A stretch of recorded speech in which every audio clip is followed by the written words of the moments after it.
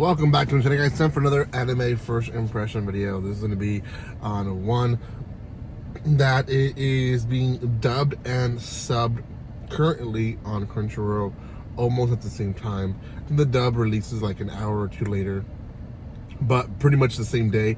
So that's a win for those that watch dub. Now I know there's a big war on if you watch anime you should watch sub. I am a big supporter of dub just because of why or because of the dub companies we've had such a successful growth of anime here in the US. So should you watch dub? I mean, if you can watch sub, why not watch sub? But you know, if you want to watch some stuff in dub, why not? I do, so might as well. So anyways, thank you guys so much for watching this. If you haven't done so by now, make sure you do subscribe to my channel. Give some love by commenting, liking, and sharing. I do have other first impression videos that you guys can watch after this video, as well as other stuff that I am releasing starting, I believe, Monday is when I'm going to start releasing pre-recordings that I have since like May and June. So you'll be seeing some stuff that I probably will be talking about the summer, and the summer's already almost over. So just it is what it is. But oh well. Thank you guys so much for the support. Let's talk about this anime. This anime actually took me by surprise, to be honest. And just the twist at the end was big enough for me to be like, what in the world is going on? And it actually it entices me to actually watch a little bit more to it. This anime is called Quality Assurance in Another World. Now, just the title, I immediately thought isekai, right? And is that really isekai? It's VR or stuck in VR, almost like Sword Art Online, where you get stuck in the VR game and you can't get out, and you have to figure out how to get out of the game, or at least that's what it seems like. It could be that they just died and are in another world, but I still have hopes, I guess, for the kids, for them to be alive, but we'll see. The anime itself, it really surrounds 90% on a story of essentially there is a village. The village starts being attacked by these dragons, which really just look like frogs. And it's a very peaceful village. They've never been attacked. We get this whole history behind the village and all that, so you get the gut feeling that the village is important, right?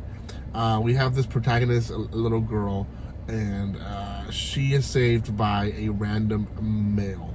Now, he basically ends up being an adventurer who's helping, and he tells her he's just there to collect data on everything, on the monsters and other stuff, and she's like, oh, well, that sounds really interesting. And she goes back to her village. Essentially, the village is celebrating because they survived this, which could have been a massacre of dragons. Basically, they weren't really doing anything. They were just walking through.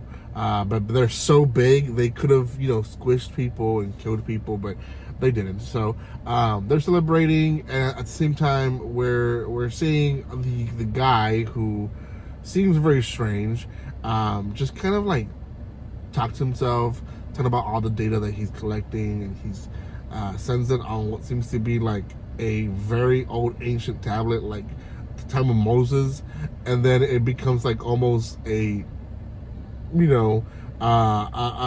nowadays tablet, and it sends information digitally to who knows who, but he's sending information to someone. So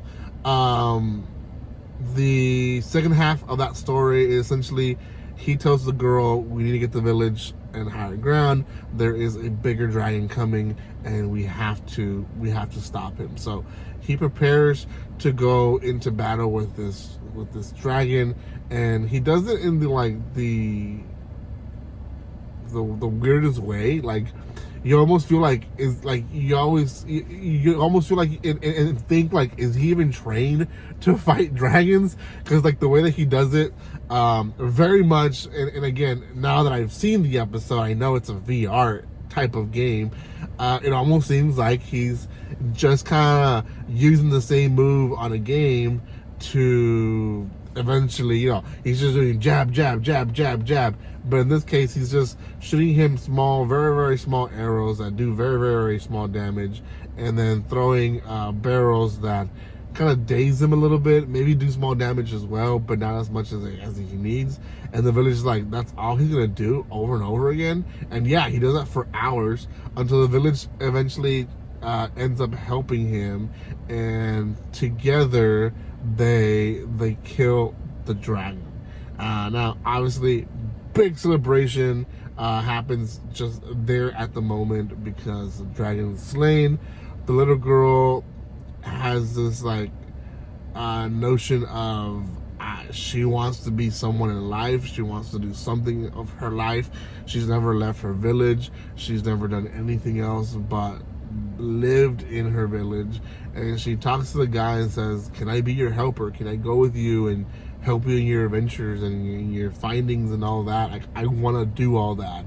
And this is where the twist happens, because our guy protagonist, he just looks at her with like the saddest and more like there's sadness, but there's also insanity in his eyes. You can tell that this has been a toll on him, and he starts saying like, you can't. And she's like, why? And she's like, that's not he keeps saying the story, that's not how the story ends, and actually the story ends with you guys dying. And she's like, what?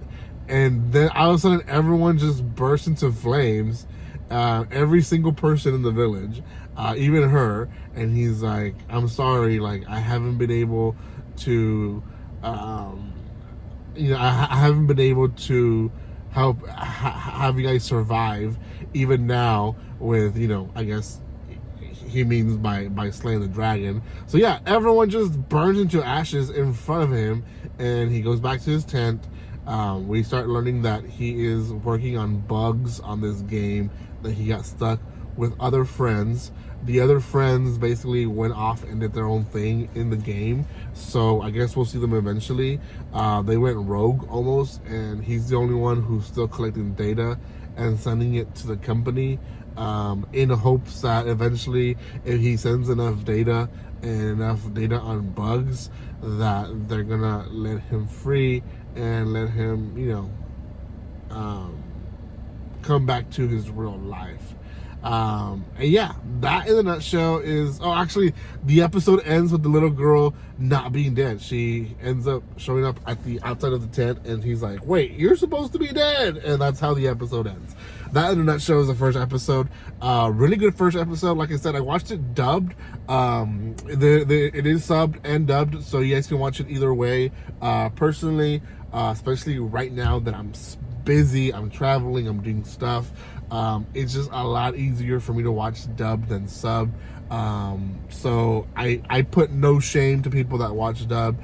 A lot of my friends actually choose not to watch dubbed. Like, they're very adamant at you shouldn't watch dubbed. But I think that it's still, one of those, like, if it is dubbed and it's like 100 episodes, why not help yourself with some episodes at least, right? So anyways, thank you guys so much for watching this. If you haven't done so by now, make sure you subscribe to my channel, give some love by commenting, liking, and sharing, and I will see you next time. And like always, don't be strangers. See you guys.